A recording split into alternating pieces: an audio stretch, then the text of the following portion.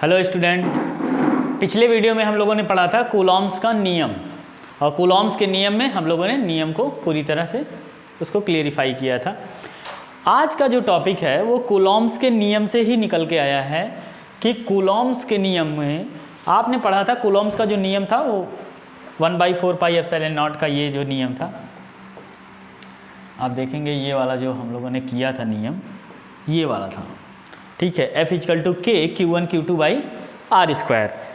अब यहाँ पे हम लोगों ने दो तीन चीज़ें यहाँ पे हम पढ़ेंगे इसके बारे में। इसी चैप्टर में इसी टॉपिक से रिलेटेड एक टॉपिक है कूलॉम्स के नियम का सदिश निरूपण। ये जो टॉपिक है यहाँ से, तो आप देख सकते हैं यहाँ पे हम लोग आ रहे हैं, सॉरी, कूलॉम्स के नियम का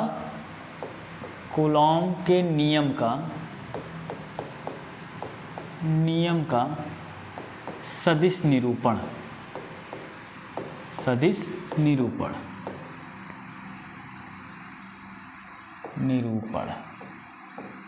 अब ये आया कहाँ से है ज़रा सा जान लेते हैं। क्योंकि जब कूलॉम्स का नियम निकाला गया था तो F = क्या निकला था, 1/4 pi epsilon not Q1 Q2/R², ये निकला था। लेकिन जब बात कूलॉम्स ने नियम को दिया उसके बाद फिर ये हुआ कि क्योंकि फोर्स क्या है, फोर्स एक क्या है, सदिश राशि है। क्या है? सदिश राशि। और कूलॉम्स ने कहीं पर इस इक्वेशन में ये जिक्र नहीं किया कि फोर्स की डायरेक्शन किधर होगी। फोर्स की डायरेक्शन को लेकर के कूलॉम्स ने कोई भी चीज़ एक्सप्लेन नहीं की है। तो इसी वजह से इनका एक और नियम आता है कि कूलॉम्स के नियम को ही किस रूप में लिखाया जाए, सदिश। ऐसा इसलिए हम कर रहे हैं क्योंकि फोर्स क्या है, एक सदिश राशि है। सदिश राशि का मतलब वो होता है जिनमें परिमाण के साथ दिशा भी दी हो। परिमाण और दिशा दोनों जिस क्वांटिटी में दी जाती हैं उसे हम लोग कहते हैं सदिश। उसे हम लोग क्या कहते हैं, सदिश। एग्जाम्पल जैसे 15 किलोमीटर ईस्ट या पूर्व की तरफ 15 किलोमीटर, ठीक है। तो 15 किलोमीटर इसका क्या हो गया, परिमाण, ठीक। और ईस्ट क्या हो गई, दिशा। इसको एक और तरीके से लिखा जाते हैं, जैसे हम क्वाड्रेटिक इक्वेशन लिखते हैं 15x + 13 3y। 15x + 3y अगर हम लिखते हैं तो हम अगर कोऑर्डिनेट बनाएं x y का अगर हम लोग कोऑर्डिनेट बनाते हैं तो x पे कितना जाएगा, 15। x पे कितना जाएगा, 15, और y पे कितना जा रहा है, 3। तो ये चीज़ें दिखाती हैं कि 15 यानी 3 क्या दिखा रहा है, 3 दिखा रहा है परिमाण। 3 दिखा रहा है किसको, परिमाण को। और y क्या दिखा रहा है, y दिखा रहा है दिशा, यानी एक निश्चित दिशा दिखा रहा है, ठीक है। इसी चीज़ को हम लोग अगर वेक्टर में पढ़ते हैं तो हम i j k जो तीनों एक्सिस को दिखाता है, आप जिस कमरे में बैठे हुए हैं उसका एक कॉर्नर देखिएगा तो वहाँ पे आपको 3 लाइनें मिलेंगी। ऐसे ये 3 लाइनें, ये कॉर्नर आपको देखने को मिलेगा। इसमें एक को मानिएगा x, एक को मानिए y और एक को मानिए z, ठीक है। तो आपको यहाँ पे पता चल जाएगा। तो हम लोग इस चैप्टर में कूलॉम्स के नियम का सदिश निरूपण करेंगे। और सदिश निरूपण इसलिए हम लोग कर रहे हैं क्योंकि हमें जो है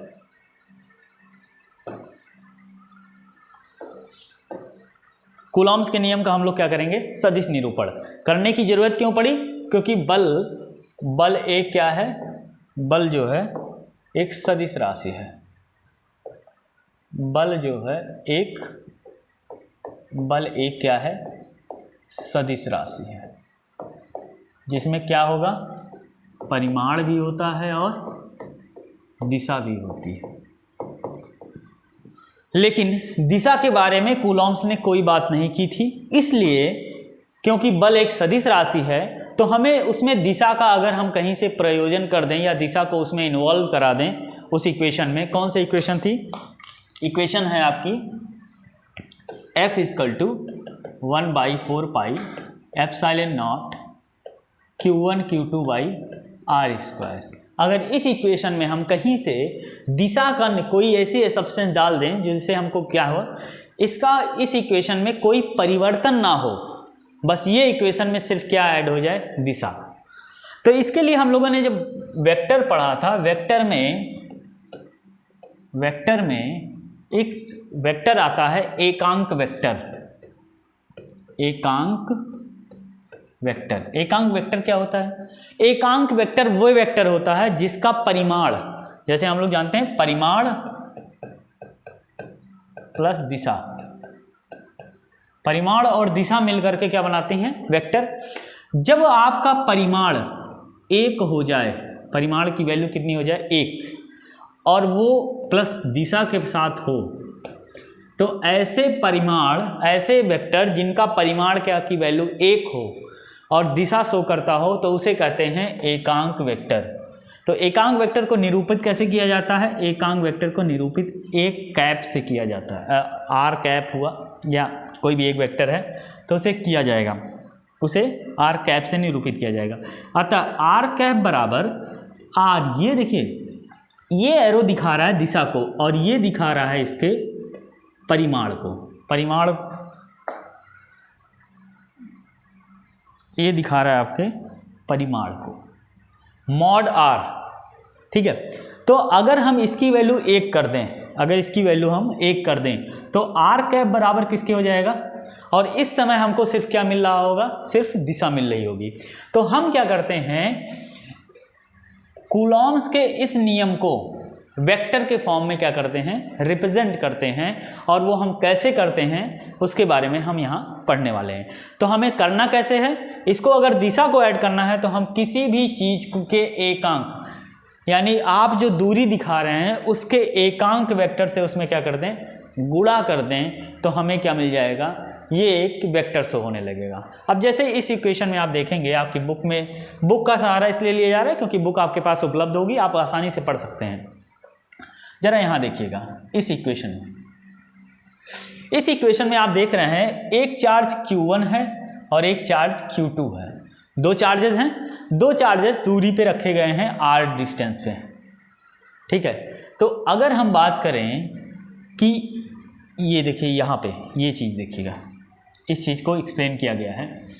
अगर आपका डिस्टेंस कहाँ से जा रहा है, Q1 से, Q1 फोर्स लगाएगा इधर और इधर। ये डायरेक्शन इसलिए दिखाया गया है जब Q1 और Q2 दोनों सेम होंगे, सेम चार्जेस होंगे। कैसे होंगे, सेम चार्जेस। अगर सेम चार्जेस हैं, ठीक है, अगर दोनों क्या है, सेम है, तो उनके बीच में रिपल्सन होगा, और रिपल्सन होगा तो इनकी डिस्टेंस क्या हो जाएगी, रिपल्सन होने की वजह से इनकी डिस्टेंस क्या हो जाएगी, ये इधर है, ये इस साइड हो जाएंगे, ये इस साइड और ये इस साइड हो जाएंगे। लेकिन अगर ये अपोजिट चार्जेस हैं, ये पॉजिटिव हो गया और ये क्या हो गया, निगेटिव, तो ये दूसरे को क्या कर रहे हैं, अट्रैक्ट कर रहे हैं। तो ये अट्रैक्शन के लिए है, ये अट्रैक्शन के लिए है, ये आकर्षण के लिए है, आकर्षण के लिए है, और ये प्रतिकर्षण के लिए है। तो दोनों चीज़ें होती हैं आपके यहाँ आवेशों में, कूलॉम्स के नियम में आवेश। अब इसको लिखेंगे कैसे, मेन फोकस लिखने पे दिया जाता है, रिप्रेजेंट कैसे करते हैं। तो इसके लिए अगर आपकी बुक में देखेंगे तो आपकी बुक में एक लाइन बड़ी बढ़िया दी गई है, जरा यह देखिएगा, ये देखिए। अगर आप जरा इस चीज़ को एक्सप्लेन करते हैं, कैसे एक्सप्लेन कर रहे हैं, जरा इसको देखिएगा। अगर Q1 है और Q2 है और इनके बीच की डिस्टेंस क्या है, R है, ठीक। तो अगर आप Q2 से किधर आ रहे हैं, Q1 की साइड, अगर आप किधर आ रहे हैं, Q2 से किधर आ रहे हैं, Q1 की साइड, तो इसके लिए जो दूरी की दिशा दिखाई जाएगी, क्योंकि अब तो दूरी का परिमाण R है, लेकिन R के साथ आपको दिशा तो बतानी पड़ेगी, किधर आप जा रहे हो, Q1 से Q2 जा रहे हो या Q2 से Q1 जा रहे हो। इसको दिखाने के लिए आप रिप्रेजेंट कैसे करते हो, इसके लिए आपको यहाँ पे देखिएगा, अगर आपके पास बुक होगी तो आप बुक से भी देख सकते हैं। Q2 से यानी 2 से 1 की ओर अगर आप जा रहे हैं, यानी 2 से किधर जा रहे हैं, 1 की ओर। तो आपको रिप्रेजेंट कैसे करना है, यहाँ पे देखिएगा R12। अब यहाँ से आपको हम इसके माध्यम से समझा दे रहे हैं कैसे होगा। इनके बीच की दूरी कितनी है, R। जा किधर से रहे हैं, 2 से, किधर, 1 से। तो इसको रिप्रेजेंट ऐसे करेंगे, जैसे यहाँ पे आप देख सकते हैं, यहाँ पे रिप्रेजेंट किया हुआ है, ये बुक में आपके मिल जाएगा। तो अगर आप 2 से किधर जा रहे हैं, 1 से साइड, तो आप जा किधर से रहे हैं, पहले ये रिप्रेजेंट करेंगे। आप जा रहे हैं कहाँ से, 2 से, कहाँ जा रहे हैं, 1 तक जाएंगे। तो इसके लिए क्योंकि अब आपको डायरेक्शन शो हो गई है, तो इस पर एक वेक्टर लगा देंगे R एरो। इस एरो का मतलब ये नहीं कि इधर जा रहे हैं, इस एरो को लगाया ये जाता है जिससे ये शो हो कि हम ये वेक्टर, ये दिशा दिखा रहे हैं मात्र। अच्छा, दूसरी बात हो गई, अगर हम 1 से किधर जाएं, 2 के साइड जाएं, तो पहले हम देखेंगे जा किधर रहे हैं। हम जा रहे हैं कहाँ से जाना शुरू किए हैं, 1 से, तो ये हो जाएगा 1।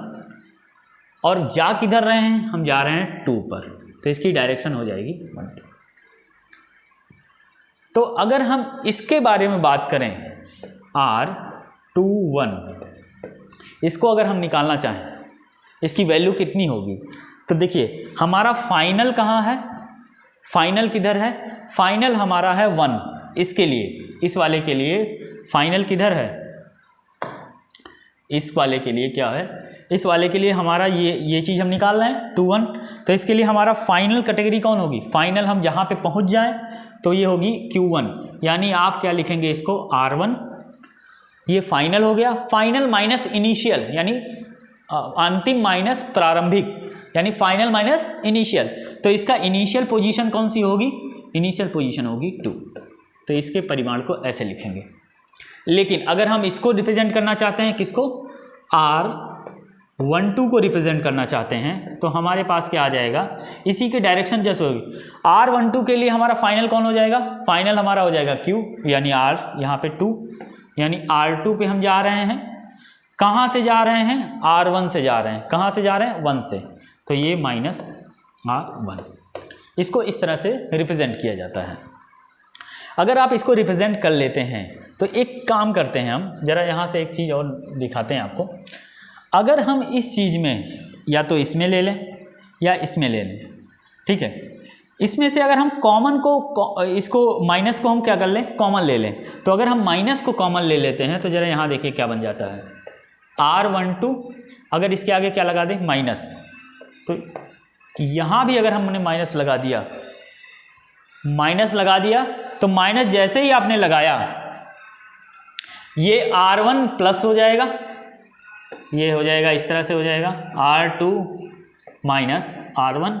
अब इस चीज़ को ज़रा देखिएगा, जैसे ही माइनस इसमें एंटर करेगा, ये माइनस हो जाएगा और ये माइनस माइनस मिल करके क्या बन जाएंगे, प्लस। तो ये बन जाएगा -1 2 इक्वल्स टू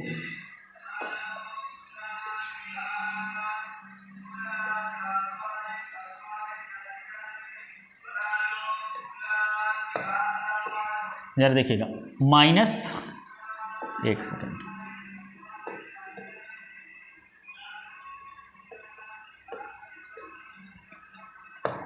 ये हो जाएगा -R12 इक्वल्स टू, ये माइनस एंटर करेंगे तो हमारा जो R1 हो जाएगा वो पॉजिटिव हो जाएगा और R2 क्या हो जाएगा, निगेटिव। तो ये हो जाएगा हमारा R।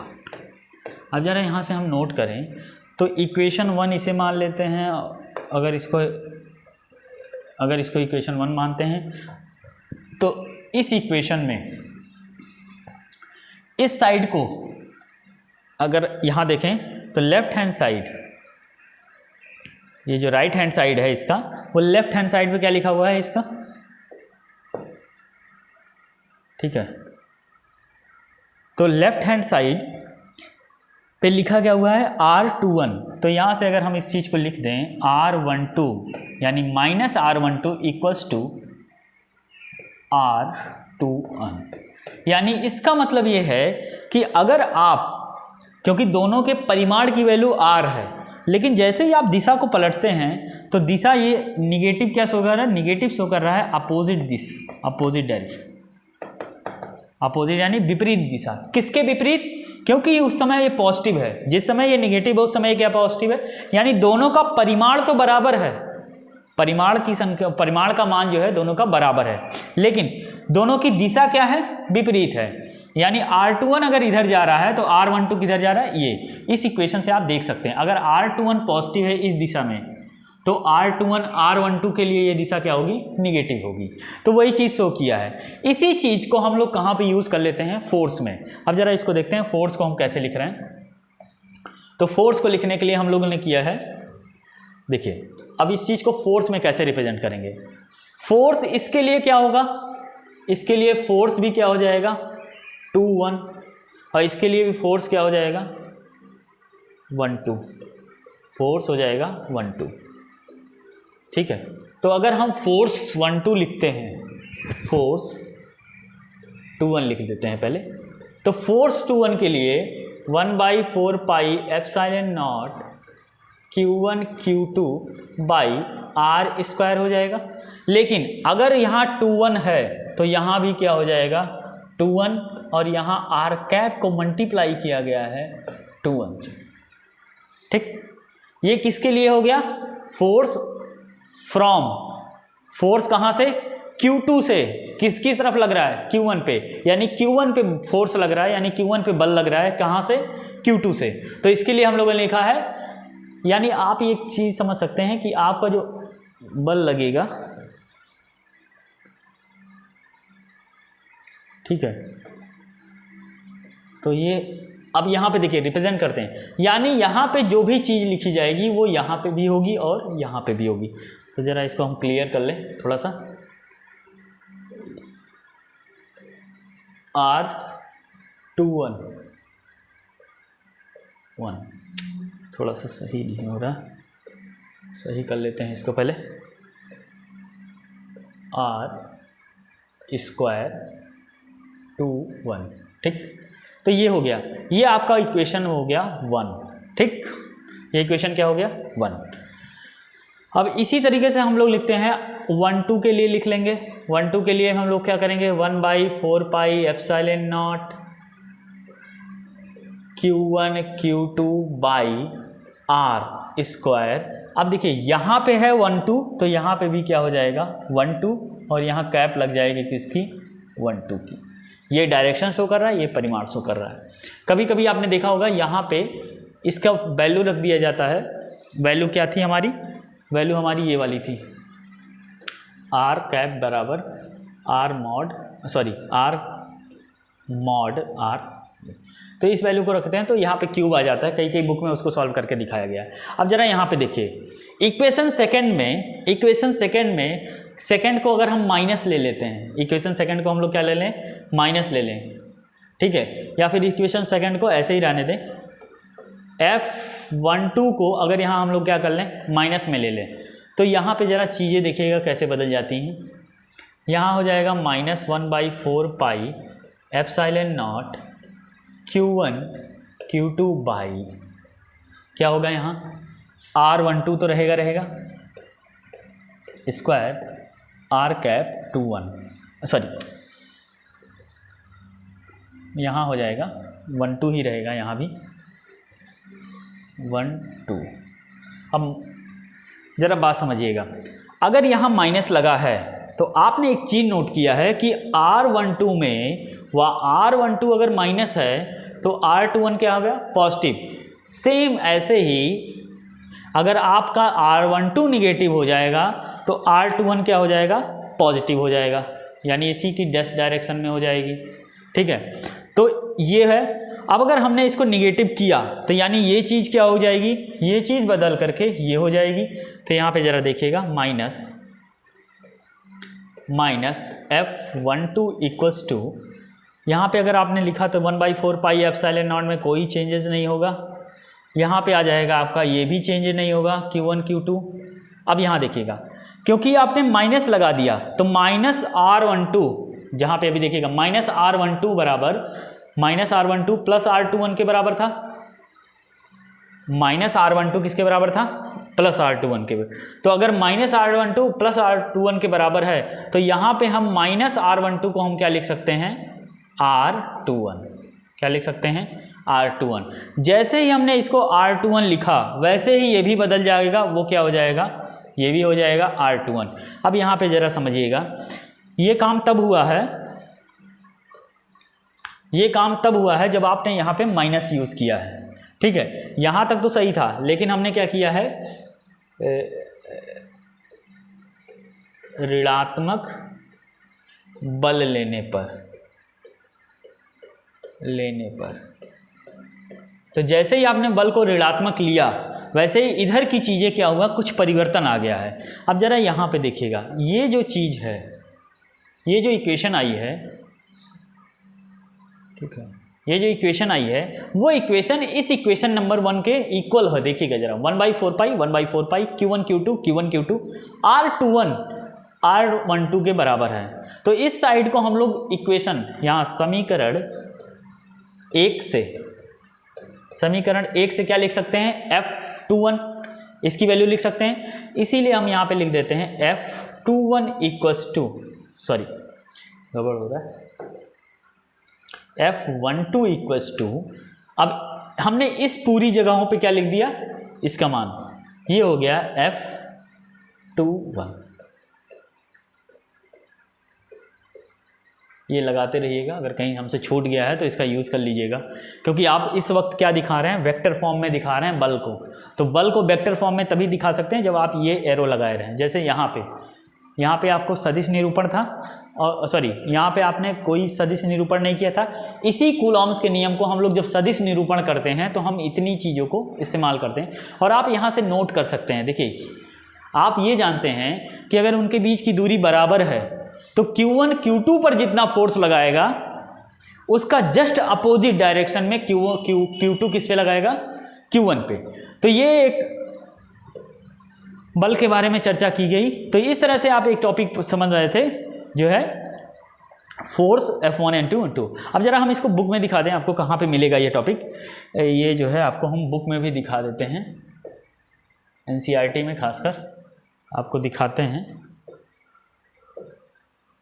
ये जो टॉपिक आपको पढ़ाया गया है, ठीक है, वो आपको यहाँ पे देखिए कहाँ मिल रहा है, यहाँ पे देखिए NCERT में ये चीज़ है, यहाँ पे माइनस किया गया है। तो देखिए अगर आपने डायरेक्शन को चेंज किया तो वो माइनस में लग गया, और ये आपको प्रूव हो गया आपका यहाँ पे, ये आपका प्रूफ था कूलॉम्स के नियम का सदिश निरूपण। तो अगले जो है वीडियो में हम लोग इसके बारे में, इसके आगे का टॉपिक करेंगे। अगला टॉपिक हमारा होगा, इसके बाद जो टॉपिक आएगा